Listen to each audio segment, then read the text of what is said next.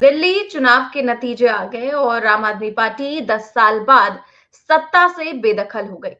Party संयोजक अरविंद केजरीवाल, मनीष सिसोदिया और सौरभ भारद्वाज जैसे कई दिग्गज अपनी सीट भी नहीं बचा पाए। नई दिल्ली सीट से केजरीवाल का ये चौथा चुनाव था और वो यहाँ पहली बार हार गए। पहली पहली बार ऐसा हुआ कि वो यहाँ पर हार गए। ऐसे में सवाल उठ रहा है कि केजरीवाल के हाथ से सीएम की कुर्सी तो अब फिसल गई है और साथ ही साथ वो अब किसी संवैधानिक पद पर भी नहीं है। उन्होंने कह तो दिया, ये हार के बाद जो उन्होंने वीडियो संदेश जारी किया उसमें ये तो कह दिया कि आम आदमी पार्टी दिल्ली में अब सक्रिय विपक्ष की भूमिका निभाएगी और उनका कहना था कि हम न केवल मजबूत विपक्ष की भूमिका निभाएंगे बल्कि लोगों के बीच जाते भी रहेंगे और उनकी सेवा भी करेंगे। हालांकि अब अरविंद केजरीवाल के हाथ खाली है, ना वो अब जनप्रतिनिधि नहीं रहे हैं और उनके पास कोई संवैधानिक पद भी नहीं रहा है। ना ही वो साल 2028 से पहले अब राज्यसभा के सदस्य बन सकते हैं और नई दिल्ली में तो उनका विजय रथ थम ही चुका है।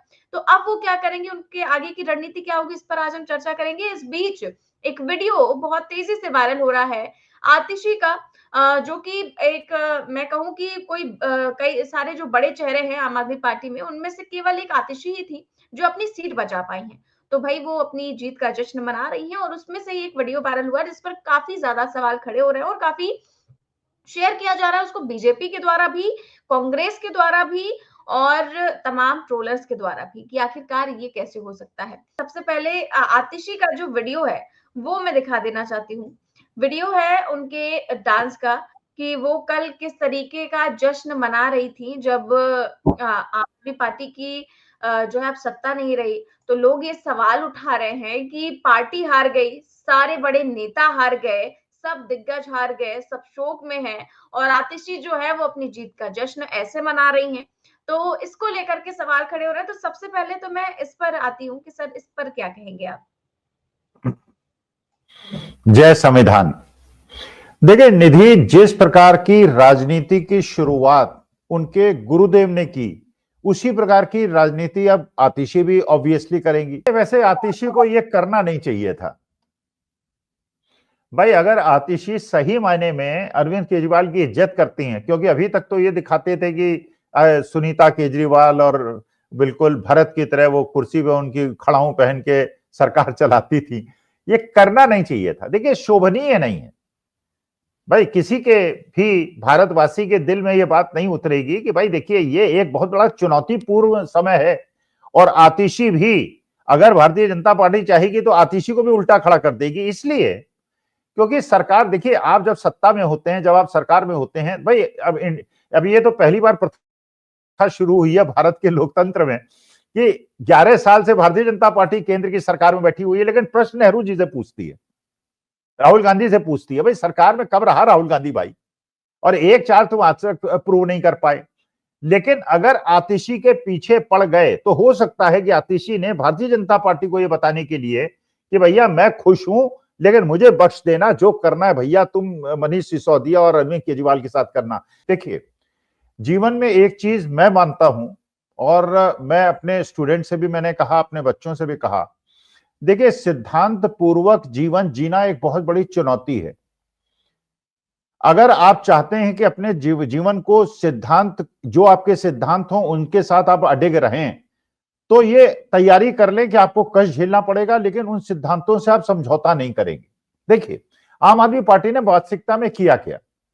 आम आदमी पार्टी ने 2012-13 में जिस प्रकार का एक आंदोलन अन्ना हजारे के नेतृत्व में शुरू किया, और जिसमें ठीक है कमियां सबके अंदर होती हैं, कांग्रेस के अंदर भी थी, सेकंड जो यूपीए की सरकार थी उसके अंदर भी कमियां थी, एक गठबंधन की सरकार थी, मजबूरियां थी, लेकिन यह बात किसी के भी गले में नहीं उतर सकती थी कि डॉक्टर मनमोहन सिंह एक बेईमान प्रधानमंत्री या शीला दीक्षित एक बेईमान मुख्यमंत्री, ये किसी के गले नहीं उतरती।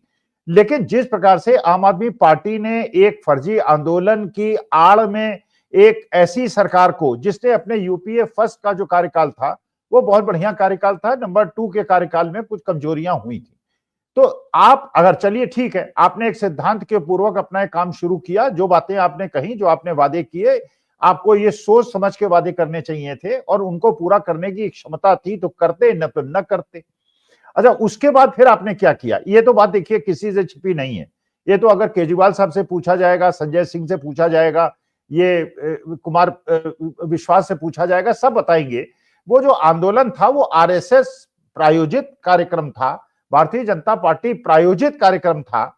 और भारतीय जनता पार्टी आरएसएस ने एक चक्रव्यूह ऐसा रचा था कि वो डॉक्टर मनमोहन सिंह को और शीला दीक्षित को, क्योंकि देखिए भारतीय जनता पार्टी को ये बात पता थी कि दिल्ली को वो फतेह नहीं कर सकती। भाई यही कारण था कि मदन लाल खुराना, साहिब सिंह वर्मा और सुषमा स्वराज, 3 चीफ मिनिस्टर 5 साल के अंदर बदलने के बावजूद बाद में 15 साल शीला दीक्षित वहां पे जमी रही, उनको हटाना बहुत मुश्किल था। तो भारतीय जनता पार्टी को यह पता था कि कांग्रेस को दिल्ली से बेदखल करना बहुत मुश्किल है, तो उन्होंने अरविंद केजरीवाल को प्लांट किया। और अरविंद केजरीवाल अन्ना हजारे के आंदोलन से उपजे और उन्होंने एक ईमानदारी का चोगा पहनकर कांग्रेस को सत्ता से हटा दिया, और वो भारतीय जनता पार्टी के द्वारा एक स्थापित थे, इसमें भी कहीं कोई डाउट नहीं है। अच्छा, उसके बाद फिर उन्होंने जो किया, उन्होंने अपने गुरु को ही धोखा दे दिया, भारतीय जनता पार्टी को ही धोखा दे दिया।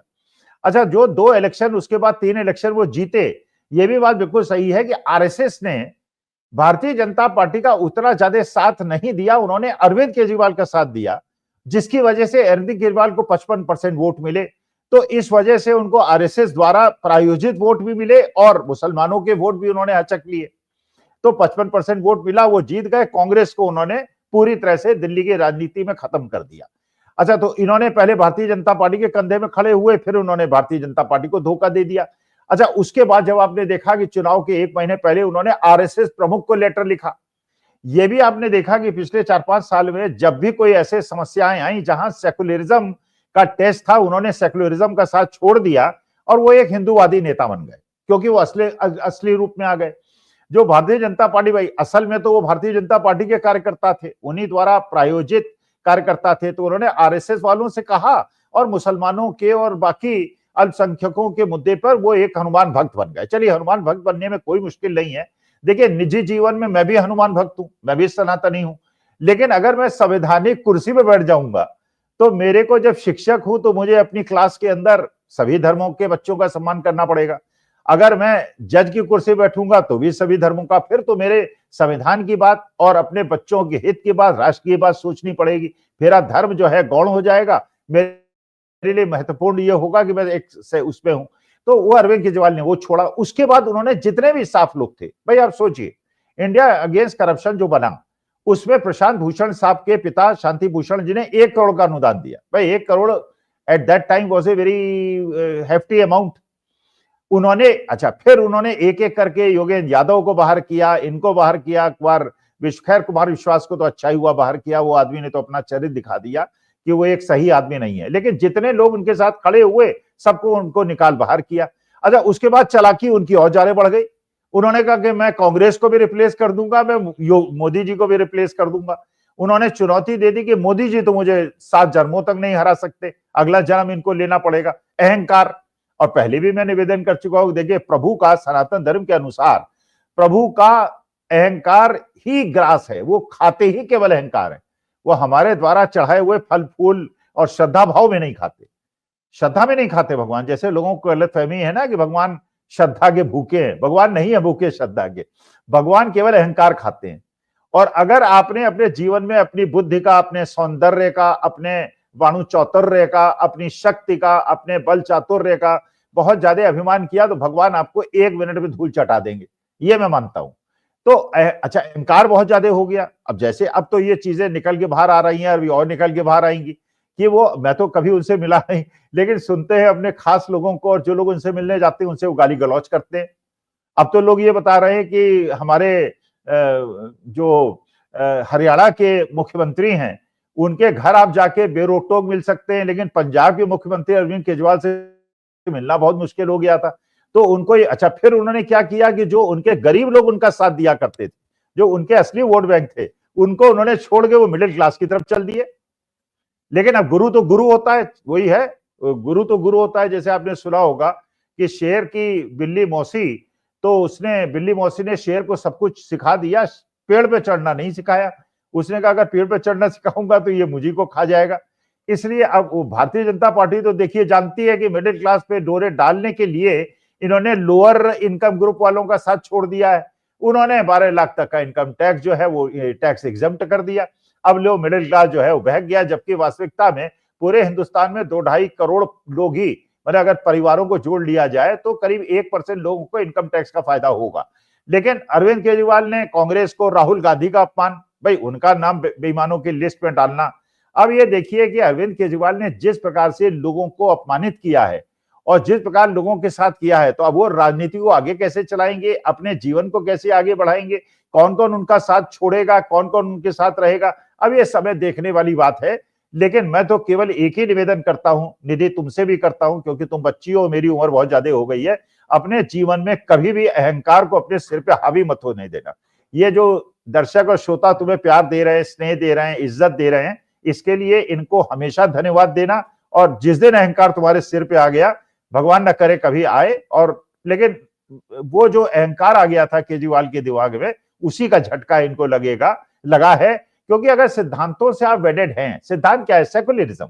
अब लोग प्रश्न उठाते हैं कि पहला इलेक्शन जब हुआ, हंग असेंबली आई, तो राहुल गांधी ने कांग्रेस ने इनका समर्थन क्यों किया?